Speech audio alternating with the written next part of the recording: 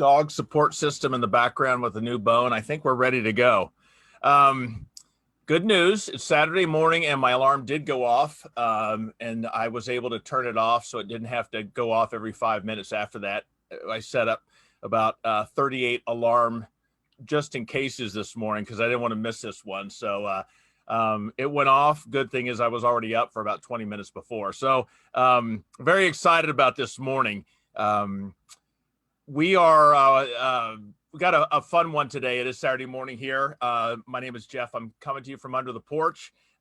We are welcoming you to getting back to zero. It's a place where we get to begin again. And I'm going to thank Kathy for that little shout out. I really like that little thing, but getting back to zero, a place where we get to begin again.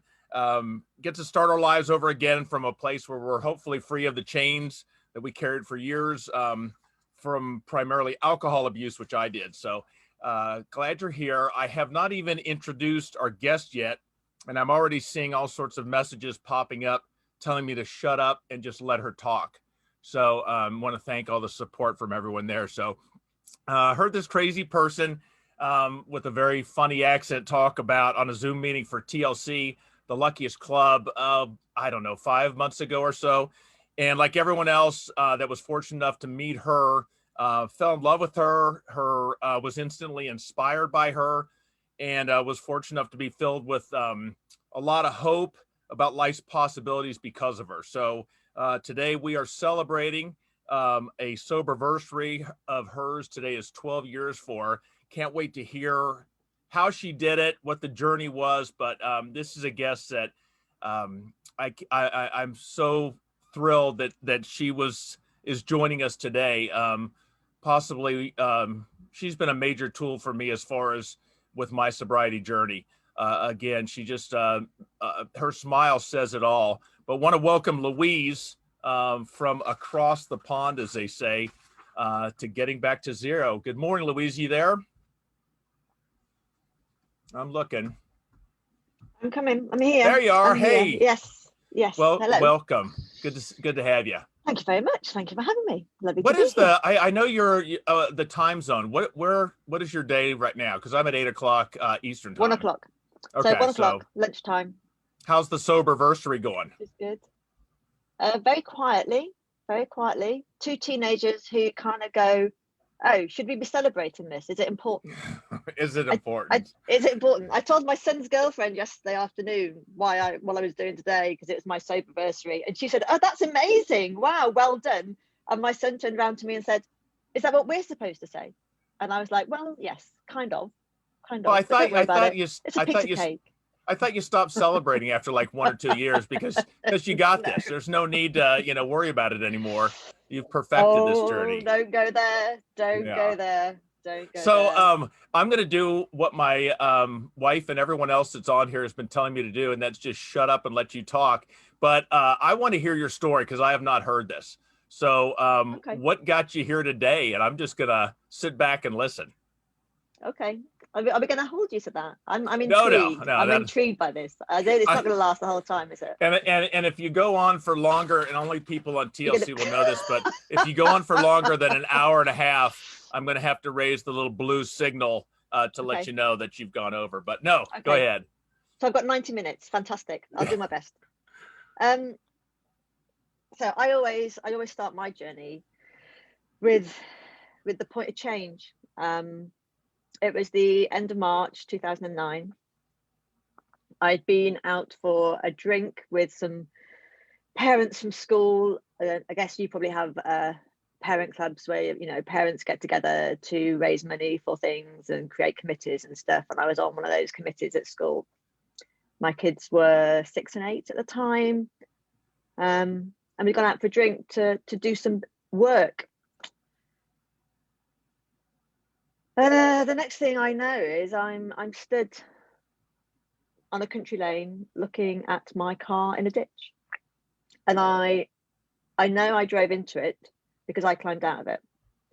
I don't remember getting into the car. Don't remember putting the key in the lock. Don't remember driving out of the pub car park. Don't remember driving it past any of the houses and any of the cars, but I definitely did because I'm the one that climbed out of it. and it completely freaked me out. I went back to the house of somebody I'd been out with, and he was an absolute star. He got on some overalls. He made, his wife made me a coffee. He got a rope. He said to me, and I will never forget this. He said to me, "I knew I should have taken your keys off you." And I can still feel how affronted I was at that statement he made, you know, regardless of the fact that I had just walked away from it in a ditch. I was so put out. How dare you? How dare you insinuate that I should have had my keys taken off me?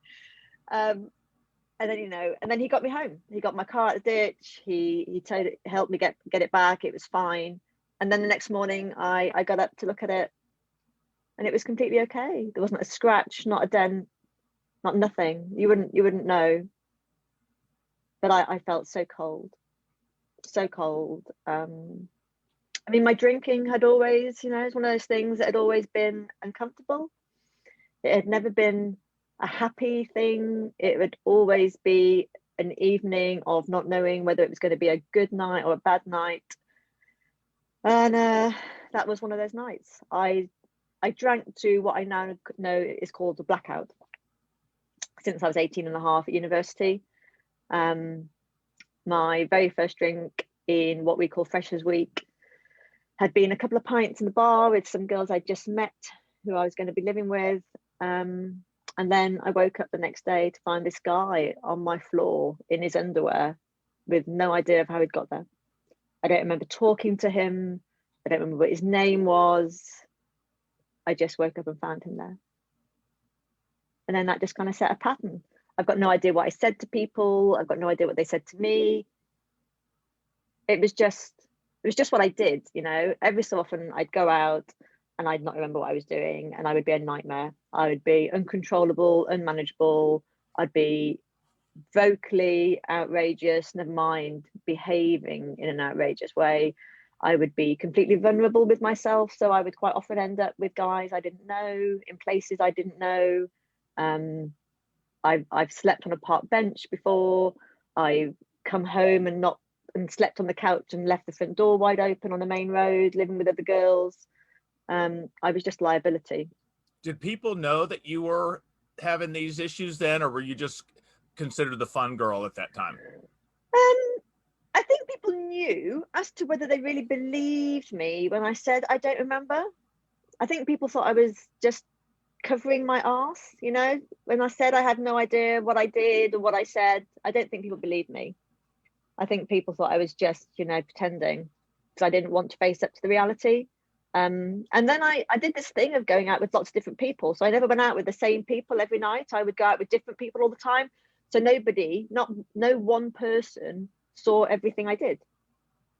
I shared it.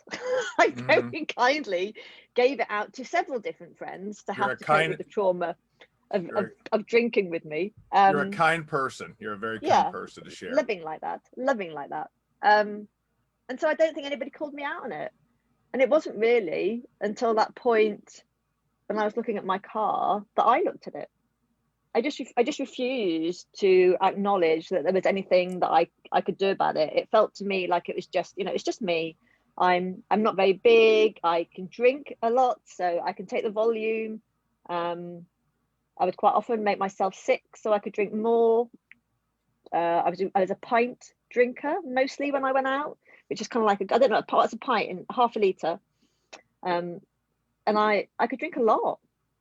I could drink a lot and I could take it, and I could go out for a drink with the boys. I drank mostly with men, not women, because women drank short, stupid drinks, and I didn't see the point of short, stupid drinks because I just drink too many of them. So I drank with the boys.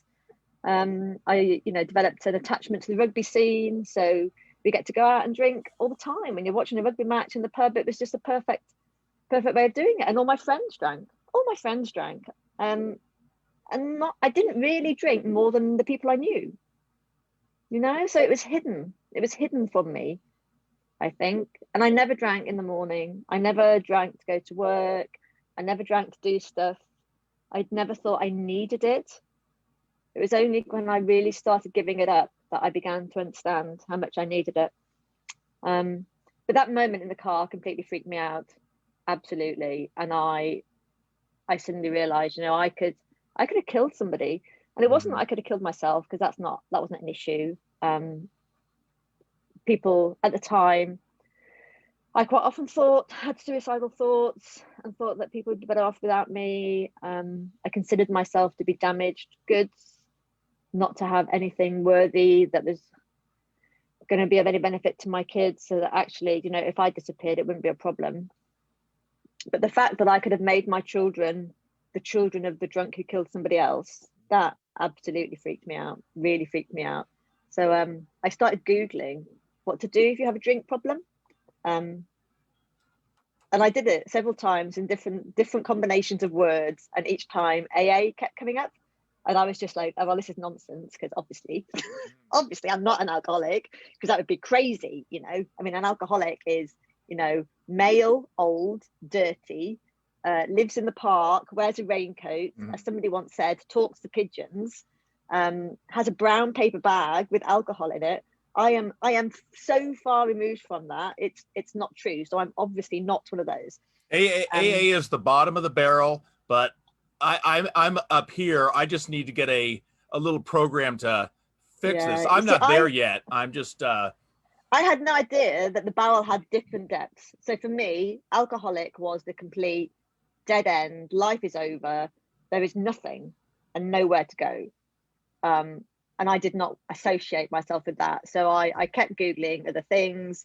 And eventually I did the questionnaire. That bit where it says, answer these questions and we'll tell you whether it can help you or not. So I thought, well, this is going to be the way, isn't it? I'll answer the questions, and this will be the end of this bit of today. And then I answered yes to the questions. And I answered yes to 7, maybe 2 more. I got to the end and it said, if you've answered yes to 3 or more, you may have a problem that we can help you with. And I was just like, what? 3? You're gonna be kidding me. I've obviously answered them wrong. Answered them wrong. I must have read something wrong. Right, let's do them again. So I did them again and again and again, and then I went away and came back and did them again. And there are moments in my recovery that are real turning points for me that I look back on with such gratitude. And the fact that I did not lie when I did that questionnaire, even though I said maybe to 2, which were obviously yeses if they're not no's. So grateful that I didn't lie, because I know people who've lied when they did that questionnaire to get less than 3. So I didn't get less than 3. I stayed with my 7. I realized I needed to go to a meeting then to absolutely decide it wasn't for me because the questionnaire said it might be. So I was like, right, I'll go to a meeting. The meeting will tell me it's not for me, because there was nothing else. There was nowhere else to go. There was no social media thing. There was nothing. This was the only place where there might be an answer to what I'd just done. So had you told anyone? Did you tell anyone this at this point? What, that I was going to go to? Yeah, had you confided anyone that where you were or what you were going to do? Or no, okay. No, not at all. I told my husband about the car accident, and he was just mortified that somebody else had seen it and been involved. And then the next day, well, a couple of days later, he'd bought me a big glass of wine for my birthday. And I said, I think I'm really worried about my drinking. And he just said, you just don't know how to stop. That's all that's wrong. You just don't know how to stop. So I ended up ringing the AA helpline to find out where the meeting was. And this woman tried to talk to me about my drinking. And I remember just kind of shutting her down and going, I just want to know where it is. I don't want to talk to you. Go away. Leave me alone. I'm not having a conversation about your drinking or my drinking. And then she arranged for somebody to meet me, which was then all even more mortifying, because it was like, oh shit, I've got to go now. Somebody's going to be there meeting me. So I turned up to this kind of like really obscure street in the middle of Marlborough, and there was like a bunch of guys all stood outside smoking. And I was like, oh God, I'm going to start smoking if I can't drink. That's going to be the worst thing. And then this woman just kind of pounced on me. And Louise, this is Louise. I'm just like, oh, and I know, again, if I hadn't had her, I probably would have walked past, because it was just too intimidating. But she, she grabbed me, got me upstairs, made me a coffee, sat me down, introduced me to people, and I was just, I didn't want to be there. I have never not wanted to be anywhere more, I don't think, than that point. And I was like, this is not my life. And they were so chatty. They were all chatty, laughy. And I'm like, what are you lot on? What is this thing that I've come into? I've not seen it in films. I have no idea. I had absolutely no idea what I was letting myself in for. I don't know how I've managed to avoid it in film and TV. I think my brain must have just switched off whenever it had come on. So I sat in this room with my legs crossed, my arms folded, my coat on. Don't talk to me. Go away. Don't look at me, face. And then it was a woman that shared. It was a woman who shared. She'd got 10 years sobriety. That was the first point at which I realized they'd all stopped drinking. I didn't understand that either. And if I'd known that, I would never have gone. I would never have gone if I'd known that was what they were going to be offering me.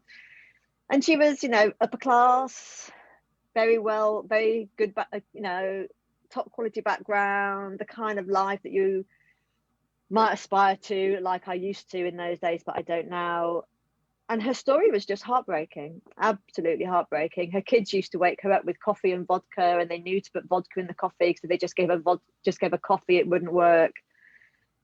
And I just kind of sat there thinking, this isn't it. This is not my life, I'm 41 years old. I've got so much more to be doing. This is the end. This is the end. This is the absolute end. This is not me, and I'm not joining in with you lot. But somebody got me to go to another meeting the next night, at which I discovered their God element, and at that point I completely turned off, because I was like, right, I'm not doing any program thing. Nobody's telling me what to do. This sponsorship with a woman, are you kidding me? And then God, well, you can take that and put it somewhere that the sun doesn't shine, because that's just nonsense, absolute nonsense. But I listened, and at the time, it's like you said, could I confide in anybody else? No, I couldn't tell anybody else what I'd done. I was absolutely mortified, completely mortified. Yet these people were talking about all sorts of things that were way worse than anything I'd done. Way worse than anything I'd done. So I kept going back. People gave me their phone numbers, but I ignored them. I tried to stop drinking. We had our last bottle of red wine. My husband went to buy a really lovely bottle of red wine to go out on, because I said, if I'm going to go out, it's going to be on a decent bottle of red. So we had our last bottle of red. And then a couple of nights later, I had a beer. And then he went away for a few days. And whilst he was away, I cooked myself supper one night, and I thought, I'll just have a something. There must be something in the house that I can drink to have with dinner. And I found some vodka. So I had vodka and orange juice with my dinner, because that's a go with your dinner drink, isn't it? Mm-hmm. And then I ran out of orange juice, so I just had vodka. And then I realized I drank half a litre of vodka in less than an hour, and I felt fine, right? Fine. I wasn't even, my hand wasn't waving. I didn't feel sick or nauseous. I felt fine. And I thought, nobody drinks half a litre of vodka, half of which I drank straight, and feels fine. That's just wrong, right? Wrong. And then a couple of days later, 17th of April, I went to a meeting where a woman shared about how she'd been in AA for 12 years. She'd come in, similar age to me, with house, with kids, with a job. Life was functional. She'd done 12 years sobriety. It'd all been lovely. Oh my God, she'd done 12 years. That's a coincidence. She'd done 12 years, and then she stopped going to meetings. And then 3 years later, when she came back into the room, she had no job, no house, no car, no kids, no husband. She had the car, but she was living in it. She was living in this tiny little Ford Fiesta and drinking cans of lager. And I saw that. I saw that as a potential future point for myself. And that scared me.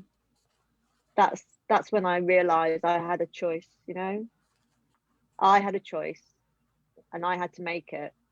And whether I felt I could own that choice, I don't really know. But I looked at death. I looked at death and I realized that actually, even though for the past kind of like 20 odd years, I had been dicing with death as my get out of jail free card, that I didn't want to die an alcoholic, and I didn't want to die drunk. I didn't want to die in a gutter. I didn't want to put my kids through that. So I stopped. How long from that first meeting or when you had the car in the ditch before you came to that, okay, I'm 3 done? weeks. Okay. 3 weeks. 3 weeks where I was obsessed with it. It was the only thing I thought about. It was the only thing I thought about every day going to work. What am I doing? What am I going to do? How am I going to not do that again? It was all about, how am I not going to do that again? How am I not going to ever do that in that car thing again? Because I don't understand how I did that. Do you know what understand. My dread of those 3 weeks, my 3 week period was not how am I going to not do the ditch. Mine was how the hell am I going to live a life without having alcohol? How am I going to face this? How am I going to get through life without my beer? I had that scared the hell out of me. Completely. And I think that's what I was bouncing through. I was bouncing around in that space of, well, I can't give it up. I can't give it up. Mm-hmm. How am I going to watch a rugby match without it? How am I going to eat spaghetti bolognese without a glass of red wine? How am I going to do my daughter's wedding? You know, my daughter will get married, there'll be champagne. I mean, she was 6, right? She was 6. But my head, seriously, Jeff, in my head, in that very first meeting, went to her wedding, right? Her wedding. There'll be this wedding, Louise. There'll be this thing. There'll be champagne. You'll need to go. You'll need to be there. You'll need to drink to be part of it. But I kept going back to that car. And I'm like, I cannot do that car thing again. I cannot do that car thing again. And then I stopped. And then it became the obsession, right? Then I began to realize I had the cravings in a way I'd never had before.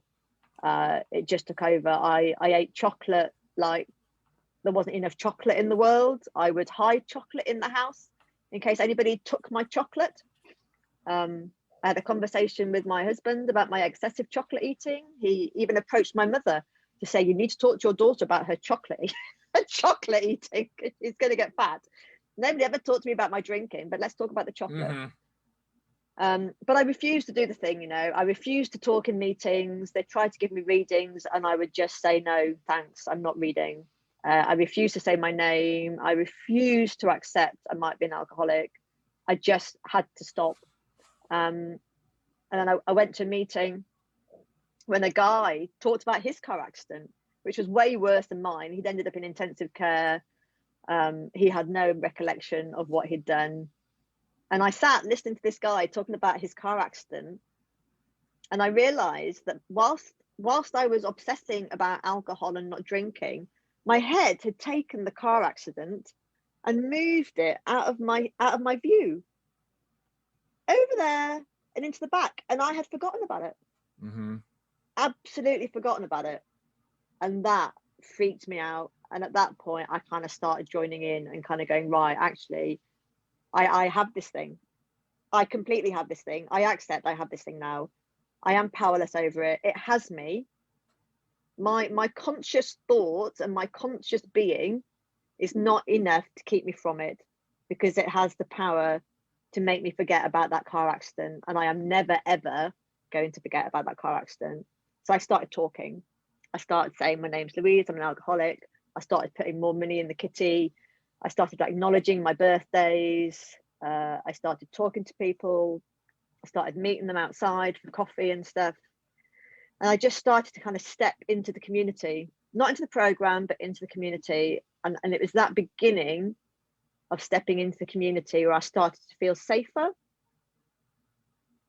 And I started to feel that actually perhaps there was something here for me. And then it became the new thing, you know, so it was like 4 to 5 meetings a week. I ended up going off sick because my body just completely dissolved into sleepness. My brain stopped working.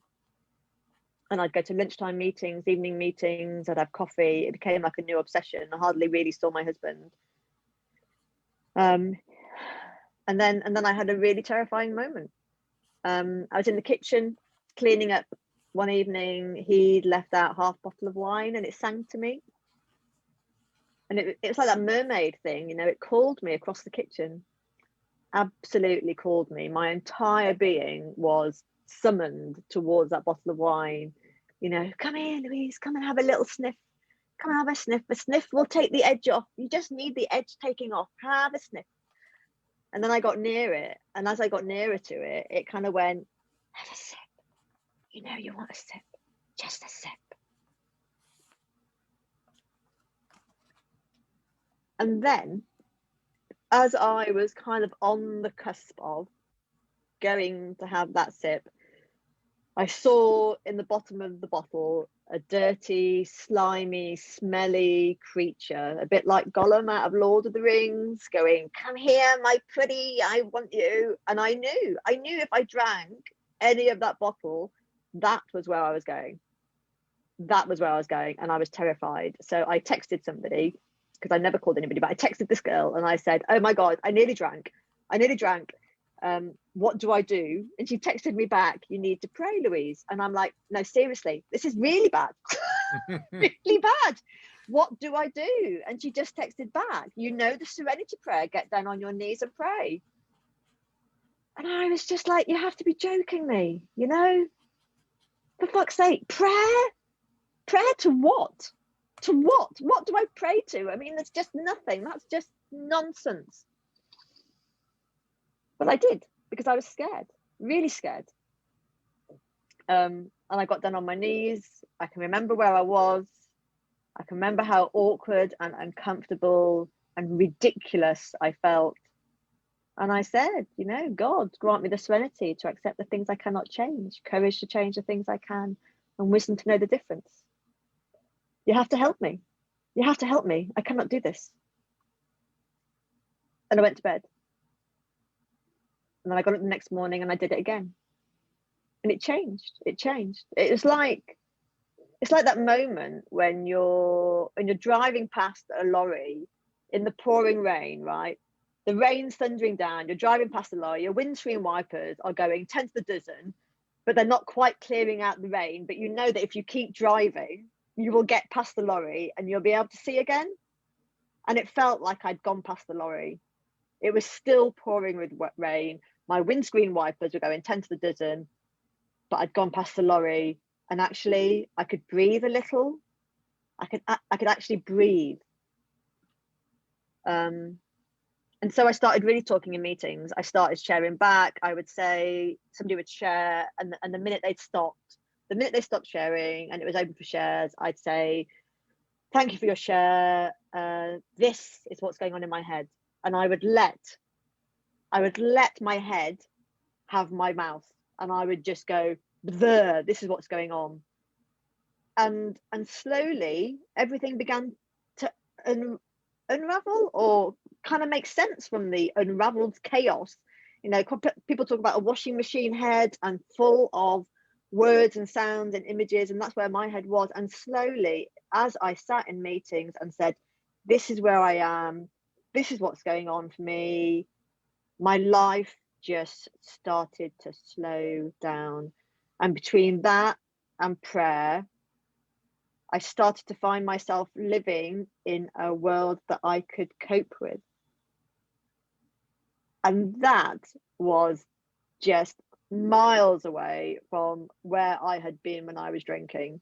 Because when I was drinking, it was chaos, it was busy, I felt out of control, I was constantly trying to fix things, constantly trying to make things, I was very aspirational. It was just everywhere. Whereas at that point, it just began to make sense. And I was like, oh my God, this is why people do this.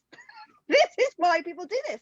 I get it. This is how you live life, right? This is how you live it. You pray, you get in meetings, you speak the shit that's going on in your head, and it all becomes doable. Oh my God. So I did the step 3 prayer. And then I ended up adding the Francis of Assisi prayer, sometimes associated with step 10. I found the sponsor, I started to work the program. I completely and utterly, you know, I spent ages on step 1, which I think is really important. I completely got my powerlessness over everything. I completely got my chaos, my unmanageability when I was drinking and before that. And then I did that thing of just going, right, God, have my life. Here is my life. Where do I need to go? What do I need to be doing? Give me the things that I need to be working on, because I don't understand which of those bits need doing today. And it just happened. I became like this path where I would just do the things laid out in front of me. I would deal with my job, the way I need to deal with my job. Some of the challenges that I had at work just disappeared. It was just amazing. You know, I had a project with like one of the most bullying sponsors going in the organization, and it was being handed over to me. It was my first big piece of work. And the day after I took it on from the previous project manager, the sponsor got a new job and just vanished.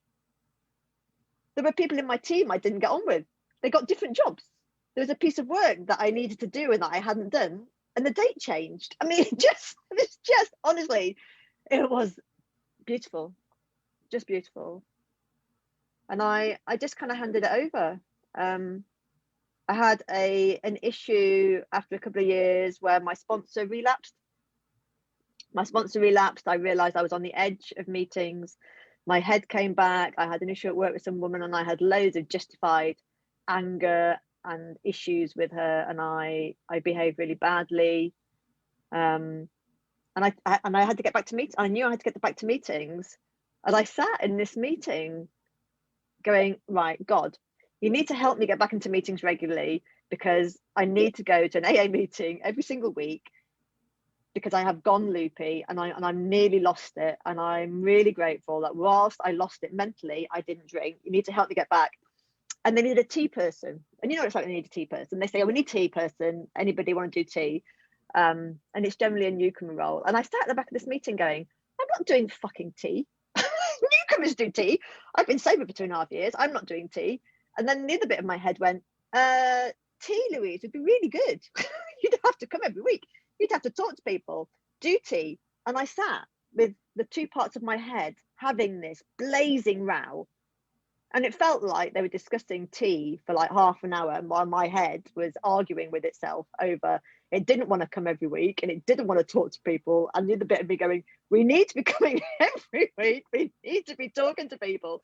And eventually my hand just went up and I said, I'll do the tea. And again, one of those moments in recovery where thank God I did that. I went back every week. I then did secretary for another 6 months. I then took on treasurer. Somebody said to me, you don't want to do treasurer. You have to come every week for 2 years. And I'm like, if I'm still in this town, why wouldn't I want to come every week for 2 years? Oh my God, that sounds like the perfect thing to do. So I did that. I've had several bouts of therapy whilst I've been doing my recovery and covering all the shit around my childhood trauma, and clearing my way for that. I have become grateful for all the things I used to resent, all the things that made me angry, every moment in my path, every moment.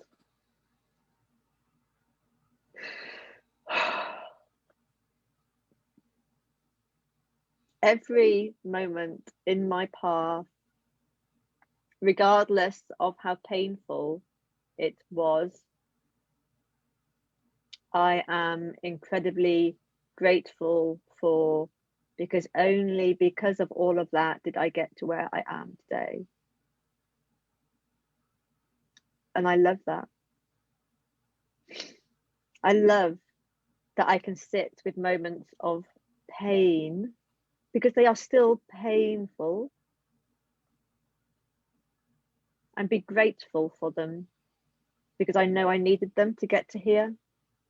They're part of who I am. They're part of how I made my life the way it is. When I realized I needed to leave my husband, because it wasn't safe for me. And I was 5.5 years sober. And he was the love of my life. And I only married him and had kids with him because I thought it was forever. And I had to leave.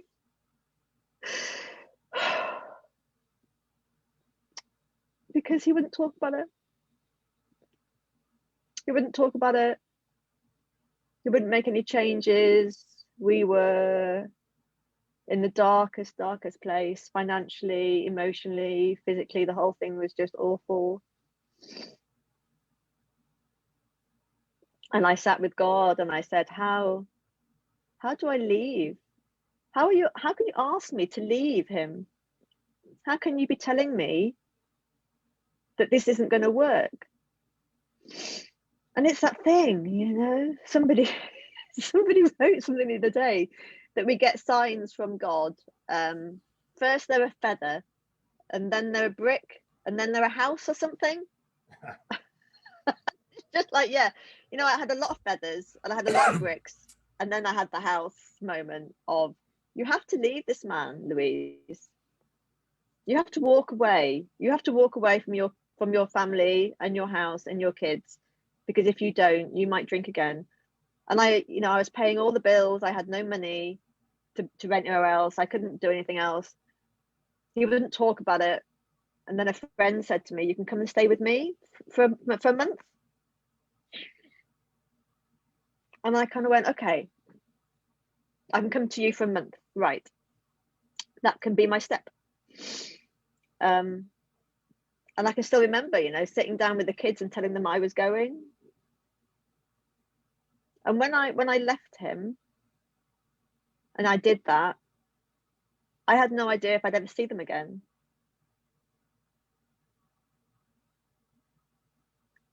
I had no idea what he'd do. I had no idea what would happen.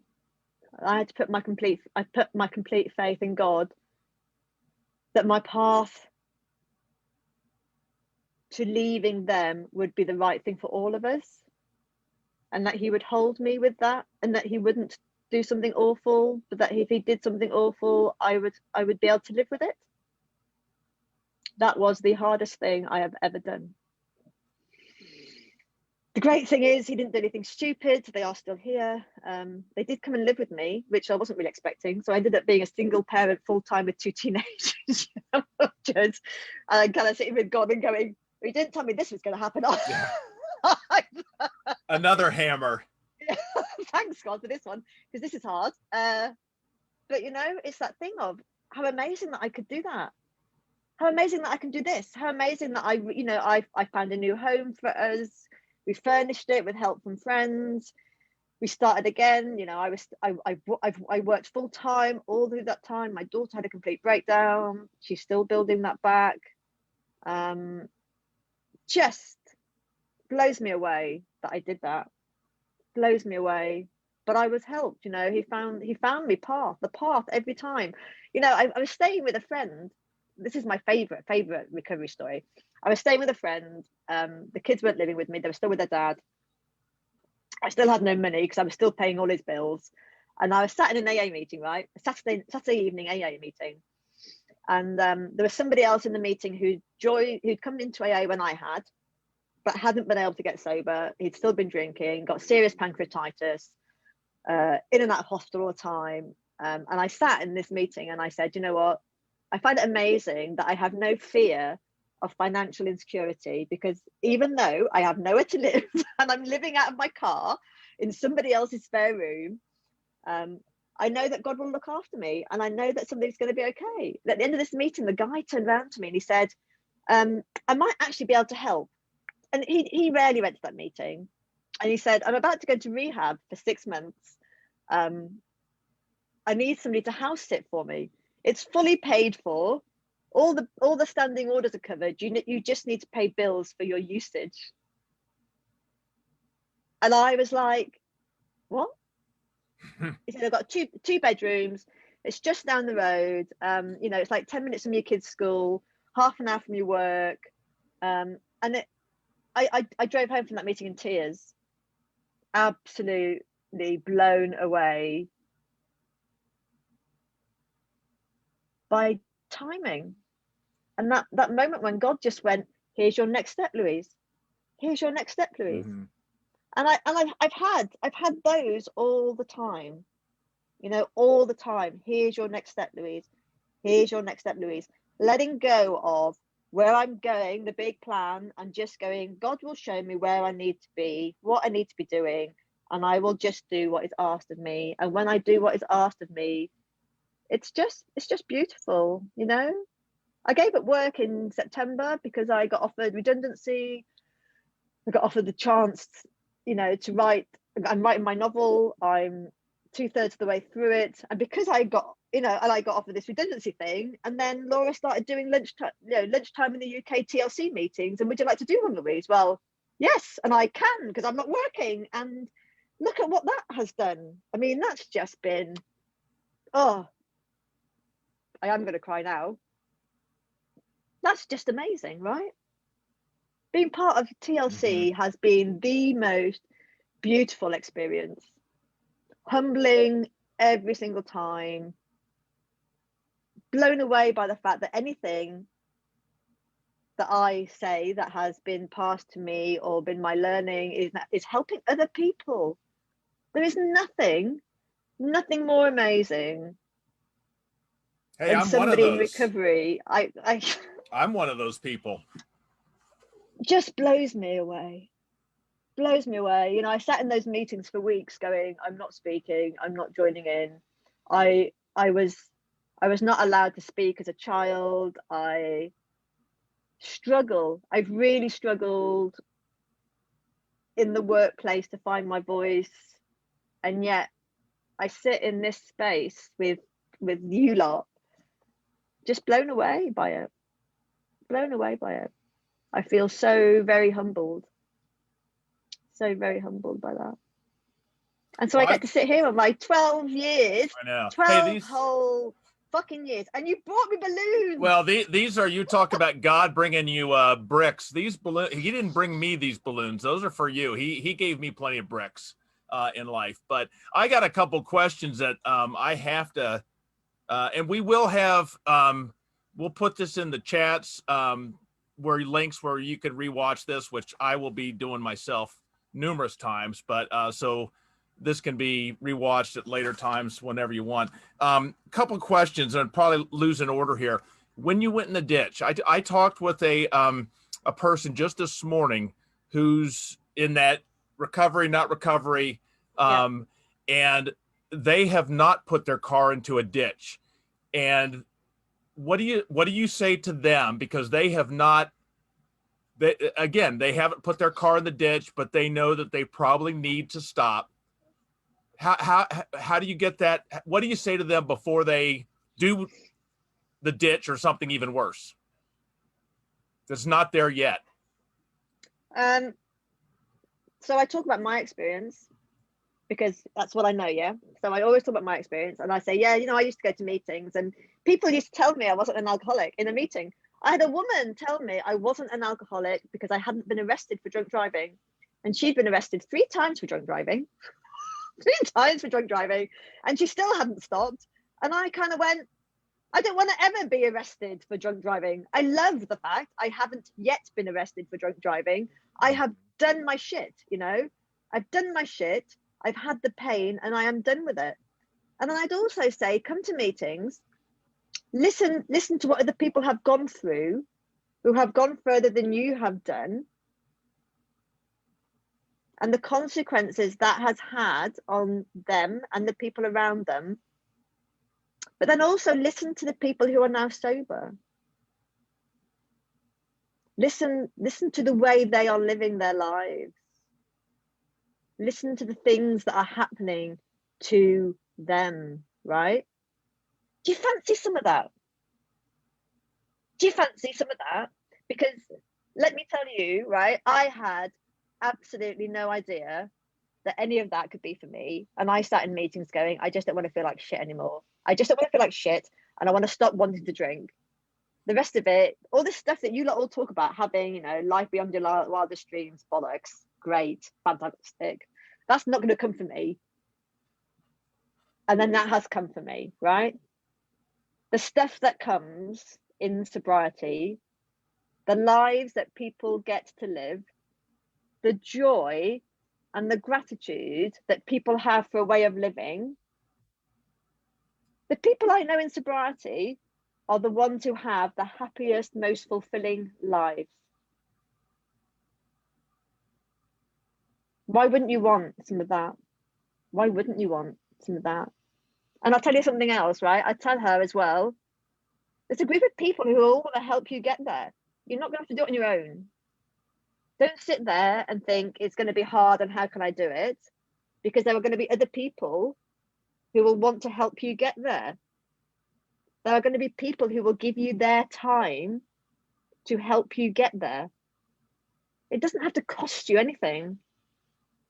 That's just, it's just beautiful, but it's hard, you know? I didn't see it. I didn't see it. There's I no, didn't see that. this is why I'm here right now with you, because I tried this on my own. Exactly. And I'm 0 for, and I don't even know how many attempts, but it wasn't until I stuck my hand out and grabbed hands that were already extended to me. You know, Yeah. It wasn't that I stuck my hand out and said, will anyone help me? The hands were already reached out. I just had to grab one. So now I had this lovely moment, Jeff. So I just need to say, when go ahead. I sat in a meeting once thinking, oh my God, I'm going to have to become me. I suddenly saw all these masks that I was wearing, and I realized that I had to take all the masks off and I was going to become me. And I was terrified, right? Because I thought that when I became me, people would run to the hills screaming at what they saw, right? At what they saw. That's what my head said. You take those masks off, you become you, people will run to the hills screaming because of what they see. I mean, whose head does that to somebody, right? For a start, whose head does that to somebody? But I took my mask off, I took my armor off, I took all the walls down, I laid myself bare and went, I have to be me. If I am not me, I am not going to get this thing.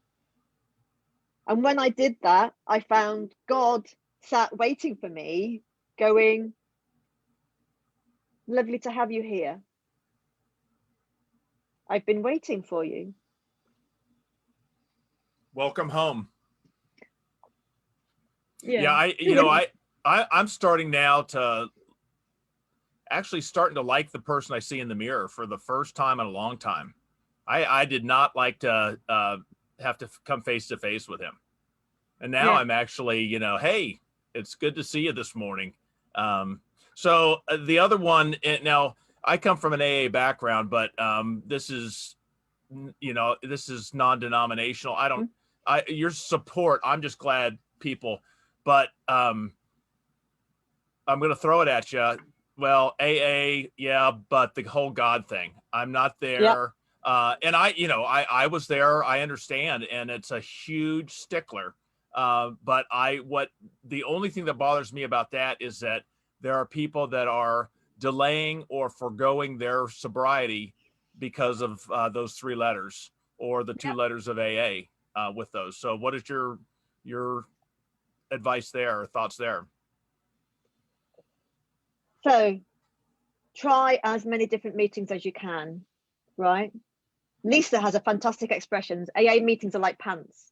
You have to keep trying them all on until you find the pair that fit. Try on as many as you can. Look beyond the program. If it will get you in there. I didn't do the program straight away. I did kind of I found God before I started doing the steps. So I kind of had my 1, 2, 3 bits and then found a sponsor. Go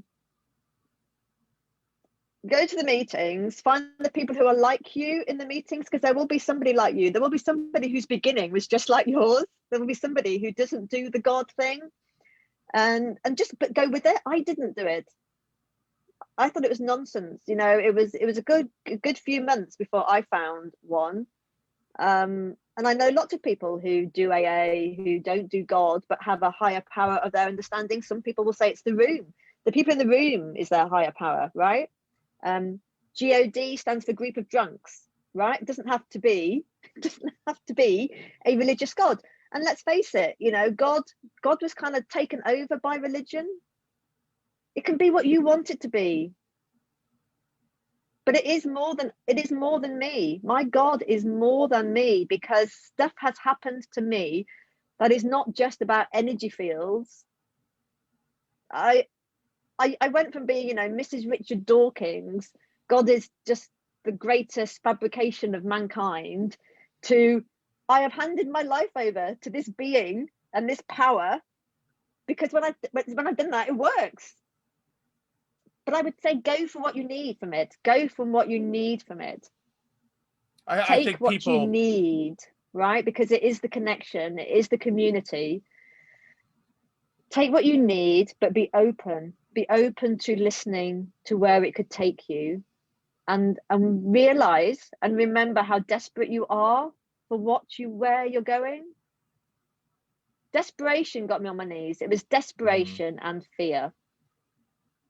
I think people get so caught up, and I'm guilty of this too, but of trying to put a definition of God, you know, a physical description.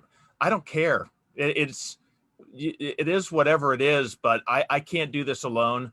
I've tried it with Jeff's superpower, and that works oh so well. So I don't care. The definition doesn't mean anything to me. I'm just open for any hand that's coming out, you know, and they say higher power. And I have, and yeah, I'm a God fearing man. I'm not going to deny it, but my higher powers are this room. TLC is a higher power to me. The people, everyone on this thing, anything with you, with these people, with the rooms, I'm stronger than I am with just me alone when I'm with any of that. A podcast, a book of inspiration, those combined, I'm more powerful with that than I am by myself. So those are all higher powers. So I don't, you know, the definition be nothing. We got, Megan wants to jump on. If you want to say hi, we will go over as long as Louise can stay. But I do have to ask you one that I'm getting, we're really starting to open the doors up, and we're going to do more shows about this, but is trauma. I'm hearing the word trauma and I am the howdy doody of recovery. I've never been in a ditch. I've never been in jail. I've never been to war. I don't think I had trauma, but I'm starting to explore back in things that weren't front page news, headline news traumas, but they were in the back of the paper, but they were stuff that affected me that looking back were reasons why, not that I drank, but they were things that when I drank got solved. You know, my shyness, my nervousness. I couldn't talk to girls without alcohol. And I found that even though I drank for fun, I realized, hey, this solves problems. Well, the issue is that my drinking took away my ability to handle problems like normal people do or non-drinkers do. I lost the ability to cope with problems, to cope with anxieties. I drank them all away, or drank at them immediately. And I lost the natural ability of how I'm supposed to manage those things. So all I did was bury them down, and they just build and build and fester, even though I don't even see them because they're buried under so much stuff. They're there causing a lot of, so the trauma thing is huge. And I was thrilled to hear you mention that, because that's something I really want to learn more about and discuss down the road. Okay. So the key thing with trauma is that it doesn't have to be a capital T. It can be a little t, right? Little t for trauma. And it's about the impact. Trauma is about the impact of something on us, not necessarily the thing itself. So it's how we feel about a thing that happened to us or a circumstance. And it doesn't have to be an abuse trauma. It can be a neglect trauma. It can be a time trauma. It can be about where we are as children needing to learn various things from the environment around us, and that environment not being able to provide us with those lessons at the time at which we need them. And then we learn coping strategies that in the end no longer serve us when we get older. How did is you how I look at mine. how did you find yours, Louise? How did you even develop? Because I didn't know that I had until weeks ago that trauma was even a part of my life, and I'm still just learning this. But how did you discover that stuff? So it's not necessarily something I'd be comfortable to talk about on a live space. You can tell me later in private. No, that's okay. But, I just what would you recommend then? I shared it on TLC, and I think I talked about it on TLC. You can just go, what are paths that you would recommend for people to do if they want to do that? Therapy, okay. Therapy to help you uncover it. Because one of the things is that it comes out in the way we react to certain circumstances as a grown-up. So as an adult, there might be certain things that I respond to in a certain way, being completely vague, that aren't necessarily adult type behaviors, because I'm going back to my child behaviors because those are triggering circumstances. Does that make sense? Yeah, it does. It does. There will be certain triggers and certain behaviors and certain characters that something will happen, and I will find myself behaving in a way that makes me go, hang on a minute, what am I doing? That's crazy. I don't want to behave like this. That's not like a proper adult person would respond.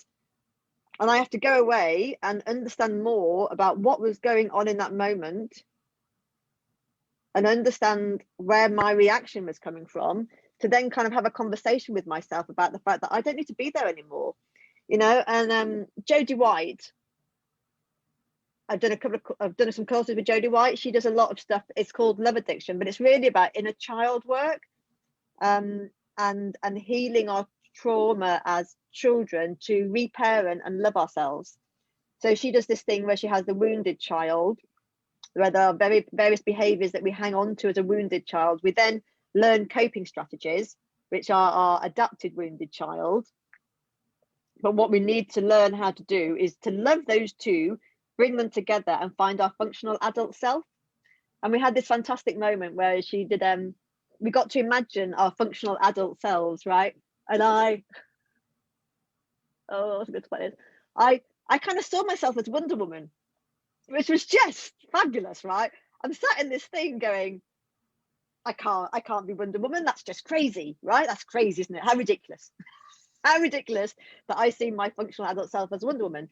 And then actually, do you know what? If my functional adult self is all about being calm, supportive, engaging, nurturing, why wouldn't that be Wonder Woman, right? Why wouldn't that be Wonder Woman? And how do I be more of my Wonder Woman part and less of my other parts by bringing those three together? And it's being able to explore that in a space with other people where I can work it through, talk it through. Talking is the only way that therapy works for me. Writing helps a bit. My book that I'm writing is a novel about a woman who needs to give up drinking, bizarrely. And I think there's a lot of stuff in that is unpicking a lot of my deeper processing stuff that I need to kind of write it out, but I'm writing it out as a set of different characters, not just one. But it is about going back and opening the box with help and understanding what was going on for you at that time. Is there going to be a chapter about your favorite Zoom interviewer that you ever dealt with? You know, the Wonder Woman thing. First off, while everyone else was after Farrah Fawcett, I was in love with Linda Carter. So from Wonder Woman, she was my favorite. But the powers that I never could have done what I'm doing now. I was scared to death to speak in public. So many things that just in this last year plus of my sobriety, these superpowers that I feel that I had given up on. I had given up on the ability to achieve, and that's come back. I had given up on the ability to dream, and that's come back. That's a biggie, because I was just, betterment was not even in my dream scope. Hope, my dream was not to get caught or to go further into the hole today. That was my dream for today, and that is so freaking liberating, to be able to dream on the positives and not just the negatives. That's huge. Megan, she had her hand up. We've I don't know if you're rushed, but you get a couple Good. if you I'm have. here. Okay. I'm here. I've got 8. I'm fine. Yeah. So great. So if you want to say hello or throw things, throw your hand up, and we'll bring in what we can for a little bit. Megan, go ahead. Welcome. Hi, Louise. Congratulations. Hello. Thank you. You're so inspiring. Oh my gosh. You know, I just was thinking on so many things that you said, but how when you took that test, the test that we are asked, and it was the first time that I was really honest too, that I checked all the boxes. And I thought to myself, how can I be so highly functioning in so many parts of my life, and yet I'm not happy, and I really haven't been honest. And now all of a sudden I'm, splurting it all out and laying my life out.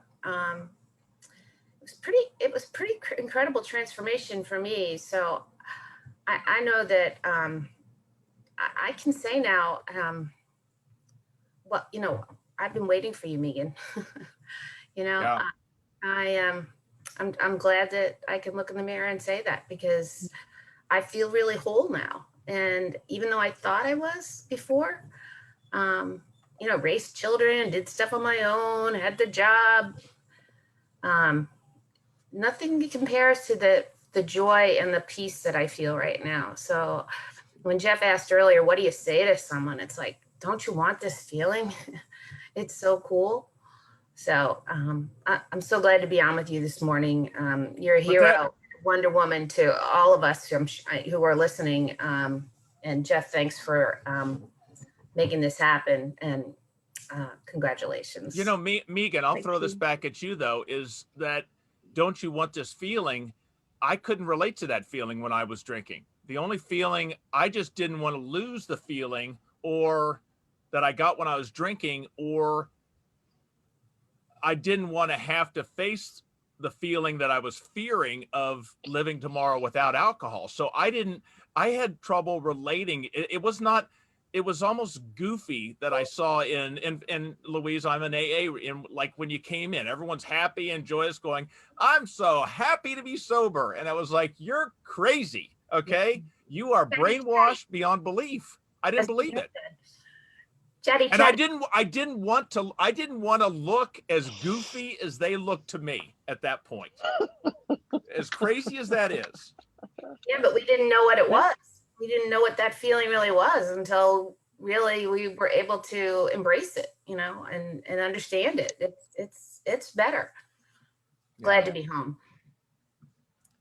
Thanks, Megan. Mm-hmm.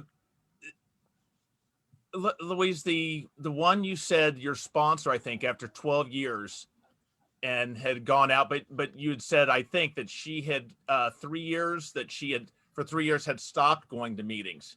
And one that I hear a lot is suffering from burnout. And I can do that with anything. And that scares the hell out of me, because if I stop doing what I'm doing now, with meetings or whatever, because that is the common, and it's not just an AA thing, as you hear, they stopped going to meetings. Well, that can be, they can stop doing whatever it is your program is. So how do you, well, I don't want to keep going back to AA, because there's so many people that aren't involved in AA, but in their recovery, just going, okay, I can't do another one of these. I got to do something. Suffering from the burnout is what scares me. So how do we deal with that? When you say burnout, do you mean as in going to too much? It's just, it's lost. I'm tired of it. It's just enough of it. I've heard the same thing over and over again. It's now become a chore versus, for me, meetings I look forward to them, but now it's like, oh crap, I got to go to my 5 o'clock meeting. And that, I don't want to lose that. So get somebody to hold you to account. I mean, that's one of the reasons why the sponsor role works in AA, but have somebody to hold you to account. You know, I sat down with my kids once and I said, if I ever turn around to you and I say to you, do you know what? I think this not drinking nonsense is gone past now. I think I'm ready to maybe start again. You are to take my phone off me and you are to go through every single name that has AA next to it, and you are to ring them all up until somebody will come to my house now. Right? Because that means I've lost it. So that's my one thing is, you know, I've got them on the hook. But it's about staying in the community. I stopped going. I thought I was doing okay. Life got busy. You know, this is about 2 years in. The only meetings I went to were when I was asked to share. So I spent probably about 8 months only hearing my own story. And my head went. My ego came back. There was loads of stuff. I saw what was going on before I drank, and I'm really lucky, which is why I now go to a meeting every week. And then I had a dip a couple of years ago. I wasn't very well, and I did 90 meetings in 90 days again, which I didn't do the first time around. So I think the only thing you can do is just be cognizant. You've got to be cognizant of it. You have to take responsibility for your own recovery. You know, it's that thing, isn't it? You can't do it alone. This is your thing. Only you can do it. You have to be cognizant of it. You have to hold yourself to account. You have to make a commitment, because if you don't make it, like I didn't, it wanders off. It will wander off. And if you find that you're doing too many, don't do the alcoholic thing of going from all to nothing. Just kind of rebase. And for me, a couple of times I've just had to get back to basics of going, right, actually everything else has to go. So if I'm going into a space where it's all going wrong and I'm not well, everything else goes. My recovery is the last thing that goes, right? Everything else goes first. I would step away from my job, step away from my kids, step away from everything if I felt my recovery was under threat, and I would go back to basics. The last thing, and what scares me, what you just said, because you almost said the word that we all hate to hear: moderate the meetings. Because moderation for me with alcohol was, I'm going to cut back and not exceed 30 beers a day. That was moderation. That was the only moderation that worked for me, was keep it under 30. And I'm definitely the all or nothing guy. That scares me, because I'm 100% or it's off, you know, and finding that balance is something I have to do. But it's also one of the things in recovery, isn't it, is about learning new behaviors. So for me, you know, if I sit, when I first sat looking at kind of the whole step 4 thing, I just did what are the 7 deadly sins, and what are the 7 behavior things that we need to be looking to do. And it's stuff like patience and tolerance and harmony. And actually, if I proactively look at how I bring those into my life, those are the things that have improved the way I live. So I am changing how I deal with stuff and finding more balance, rather than being this all or nothing person. I'm starting to get better at understanding where is the balance point. And then that comes in everything. That kind of just changes everything for me. If that makes sense. Yeah, it does. All right, last question, I promise. And this, I could go on for 38 hours, but I look at the people that say, I quit drinking and my life is still sucks. And for me, my recovery is a 2-part phase. Phase 1 was, I got to stop drinking. And I thought that was the only problem I had. I thought you take the beer away and magically my family, my job, my happiness, my health, everything is just going to be beautiful. And that wasn't the case. And it wasn't until I started working on the reasons that made me need to drink or have to drink. So when you hear someone that says, I quit drinking and life is still, I want to ask, what are you, you know, where is your What are you doing differently? Yeah, what is the stage 2? So what are your answers there? Just so it's about finding finding the things that used to trigger drinking. So, you know, my work would trigger my drinking. I'd come home from work stressed. So I would lead into a glass of wine. Right. How am I no longer going to come home from work stressed? I have to stop coming home from work stressed. End of. And if I sit in my working day and there are things in my job that are creating too much stress, I have to change the way I do those. So initially for me, I just used to delegate everything to other people. So as a project manager, there are always people in your team who want to do more than just their job and who want stretch opportunities. So I would give most of my job to other people for those stretch opportunities. So I have a team of people who are growing and being nurtured, but actually are helping me because they're reducing my stress levels. So it's about understanding where your stresses come from. When you're reaching for that wine bottle, or when you're craving that wine, what has been happening to you and what have you been doing that has triggered that? I mean, this is one of the reasons why in recovery they say don't make any changes, don't enter into new relationships, don't do new jobs, you know, actually get used to living your life the way it is now, because adding stress and adding change actually is a big trigger. It's a big trigger for people. And it also gives, you know, it gives you the opportunity to look at the bits in your life that you need to be working on to actually not necessarily make better, but to be able to do in a way that is more you, so that you are then triggered less. Louise, thanks so much for joining us.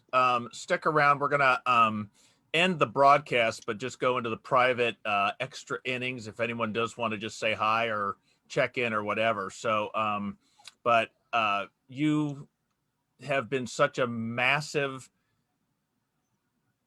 help in my journey. And I think for, you know, inspiration and hope, I know those are overused, but I just see what I could be, and that's awesome. It's the best. So thank you for sharing. My pleasure. You're Absolutely amazing. My pleasure. All right, everyone. We're out of here. I'll be back Tuesday evening. We got a couple of really, really good stuff coming up. Our own Kathy is gonna next Sunday. We've got Amy Dresner is gonna be on Sunday evening at 8 o'clock Eastern, telling her story, which is gonna be crazy.